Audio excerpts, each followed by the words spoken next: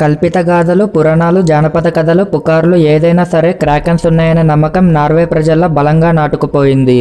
అది ఉత్తిదే అని నిరూపించడానికి కొందరు సైంటిస్టులు ప్రయత్నిస్తుంటే మరికొందరు మాత్రం వాటి గురించి తెలుసుకునేందుకు రిస్క్ చేస్తూ ప్రాణాలు పోగొట్టుకుంటున్నారు. క్రాకెన్స్ ఉన్నాయన్న దాంట్లో ఎంత నిజం ఉందని పక్కన పెడితే సినిమాలు, పుస్తకాల్లో మాత్రం వాటి గురించి బోలెడన్ని కథలు ఉన్నాయి. 1830లో రోమ్ పాలకుడు ఫెడ్రిక్ దర్బారులోని పుస్తకం సొన్నెట్లో ది క్రాకెన్ అనే పదం ఉంది. 1851లో మోబీ డిక్ అనే అమెరికన్ నవలా రచయిత హెర్మన్ మెల్విల్లే అనే మరో రైటర్ రాసిన పుస్తకాల్లోని దీని గురించి ప్రస్తావన ఉంది. 1981లో వచ్చిన క్లాష్ ఆఫ్ ది టైటన్, 2010లో దాని రీక్రియేషన్ మూవీలోనూ క్రాకెన్ రోల్కి ప్రత్యేక స్థానం ఉంది.